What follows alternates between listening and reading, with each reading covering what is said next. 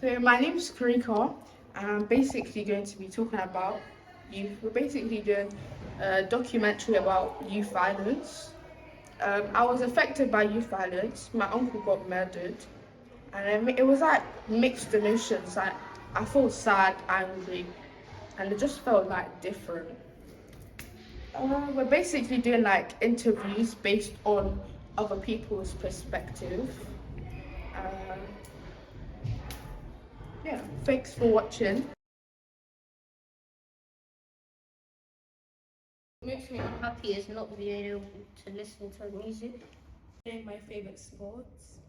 What makes me unhappy is the feeling when you're in school and then somebody hits you and you hit them back and then you get the punishment for no reason. What makes me unhappy is like when like innocent people are dying and when my family is dying and when I don't get to see people that I love. And what makes me happy when I meet new friends? Not being able to play games. I don't know, just playing games to be honest. Not really much, just playing games, you know. what makes me unhappy is when say that I may be running and then the teacher says that I'm not allowed to run in places where I want to run.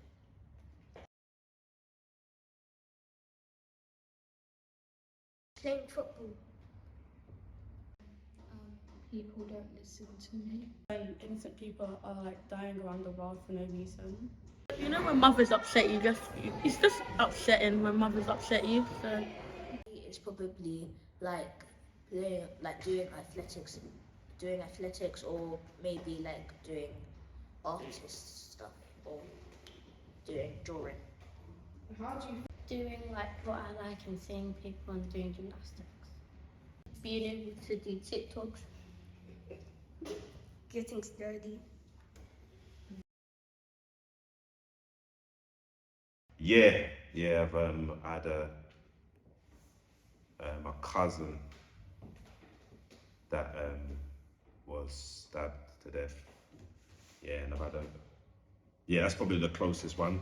I haven't been directly affected, but living in South London, it affects a lot of things indirectly and people around everyone. So I feel like you can't live in South London and not be affected in some way. Definitely sad, definitely upset, and I think disappointed in society because I feel like a lot of the young generation has been let down by people that make decisions, hence why these kind of things happen. So yeah. This was about 13, 14 years ago, so it's quite personal. It's like someone's ripped away a part of your heart. So yeah, and obviously in the wider scheme of things, a lot of things happen where a lot of parents are affected by this violence that I work with, and that then sometimes creates, the anxiety around their children coming to youth clubs, coming to all of the services that we provide. Because then it's a thing of where we have to now extra reassure parents that, we will look after their child or children in a certain way. So, for them to actually be allowed to leave the house, come outside and access our services. I lost a few people to knife crime, and obviously living in South London, I know friends who have lost friends to knife crime and like gang violence. I work in Brixton, I work in Croydon. Sometimes I kind of witness it and it is kind of traumatizing to see. Even one of the people I was kind of close with, he got stabbed on a bus, and it affected me so bad to the point I stopped taking that bus. Friends have been killed, but also my friend's brother was stabbed. But I think it's just, I haven't lost anyone personally to knife crime. I haven't lost anybody to knife crime, but I have had someone who has been a victim of knife crime. There was a wide range of emotions that I really can't explain. Anger, frustration. There was loads. Regret. Woulda, shoulda, coulda. It was overwhelming. It was overwhelming, to tell the truth.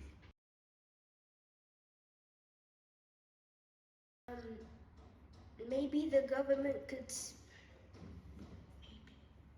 I think it can. I think we focus a lot on stopping it, but it's such a big issue. I think a better approach is to work on what is working well and to grow the good rather than try and focus on stopping the bad, because we've been trying to stop it for a long time, and I think we need to work more on growing the positives. I think there's different sectors that come into one. I think the home, the environment, and then what you do within school definitely takes part in it. A lot of people are exposed to different situations in all three sectors, so it's finding the balance within all three, in my opinion. It's a chance because it's the people who are doing it. So I say maybe. I mean, it's been going on for years now. I don't think we can just stop it like that. I think it's more like something dramatic will have to happen for everyone to like really stop. I think it can be, but I think it will take a long time to do. But I'm not somebody that kind of will give up and say no, it can't be stopped, and this is something we have to deal with, because I think that's fake. I think if everybody kind of worked together and the people in high places kind of made better decisions for specifically the youngsters of today, then I think in the long run it could be stopped definitely. I don't think it could be stopped. I feel like it's a thing that will go on and on, even like how much we can try. I feel like it might lessen, like it might be more rare, but I don't think it will ever stop. It's just how it works, really. I think it could be stopped, but it will only be replaced by something else, and that will probably be worse. Because there's always going to be one person or 10 people that are going to want to do bad things and want to kill other people. So I don't think it could be necessarily stopped by the police or forcefully, because there's always a way. There's not more police than there are people that commit knife crime or have knives or do bad things like that, because that's just the way the world works. How do you think we can stop knife crime? I think we can stop crime by like having a security guard outside every building and having like sensors that can check if people have like weapons. No, like that's one of the most difficult. That's the question I keep asking myself over and over again. Like, how I look at things, it's like, you know, that the plug, if you open up a plug, like the kettle, and open up the plug, it has, if you look at it, it has positive, and it has negative, and it has neutral. But for it to work, it has to have positive and negative. So in life, you've got to have positive, negative, or it won't work. Like, you've got to have bad and good. So it's like, I just want to hope that there's enough balance of good and bad. But I really want that bad good to overcome everything. So it's kind of a thing of, I understand it's going to happen. People are going through things, but yeah, I don't know. That's a hard question. I'm going to lie to you. Maybe in public places, such as like train stations and stuff, they should have a metal detector, maybe, so they can see if they're carrying any weapons. Knife crimes can be stopped if there's places and people are going in, every place should have a security guard to check them. Knife and guns are banned from the public. I think to stop knife crime, like people that like say that they're going to supermarkets or like in general, like go to the shop, like they should have this detector that tells you if there's like any type of like knife in their pockets or something. I think people are aware. But I think what we need to do is just keep kind of enforcing a positive message, make young people realize that they're not in this imaginary box that I feel that they are put in, and kind of make them realize that there's big things that they can do out there, and just make them realize that they're not in a box.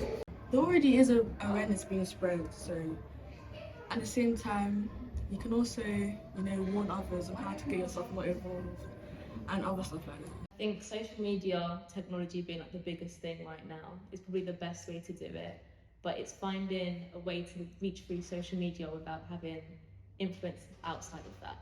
So I think it would be having a platform within social media where you can connect with youth and also with the older community, because I think a big part of it is that not everyone understands the ins and outs of it all, and you can just assume that you've just want to cause trouble, they're young. But there's a lot of sectors, but I definitely think the best way would be through social media. I think we can raise awareness and speaking to younger children about it, so not just youth, but even like primary school. I don't really remember hearing much about it in primary school, but hearing about the dangers of getting involved in that lifestyle earlier on.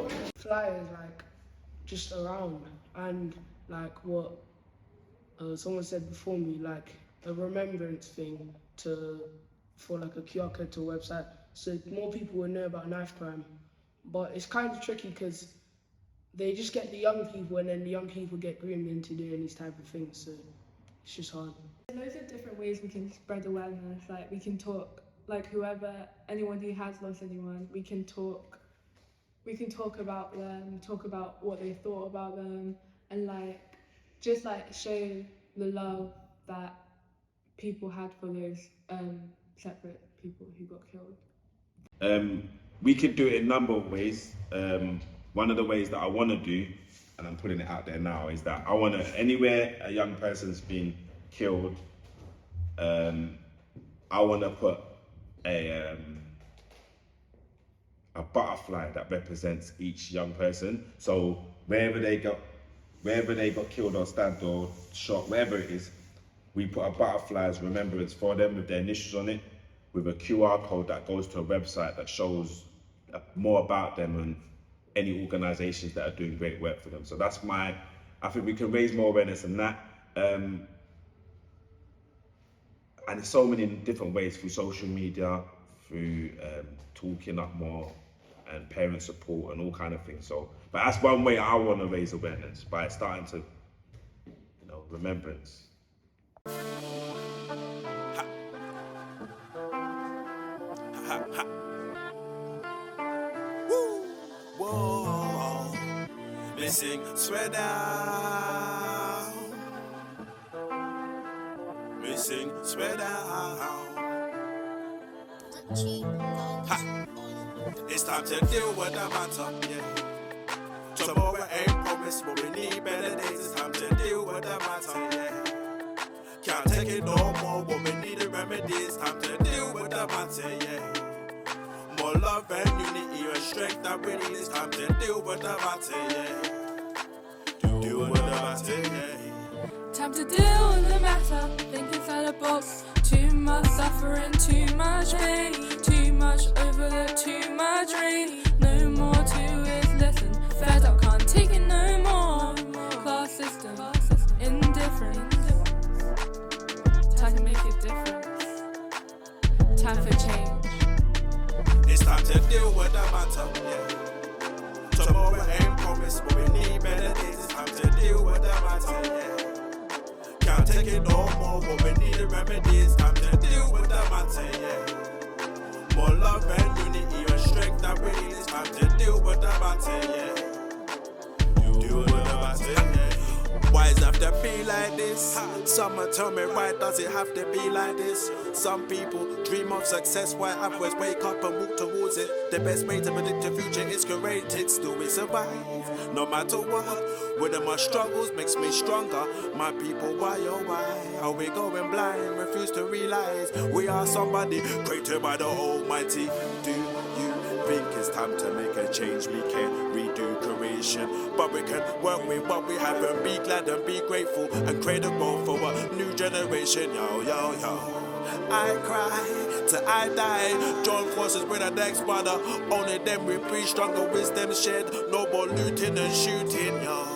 It's time to deal with the matter, yeah.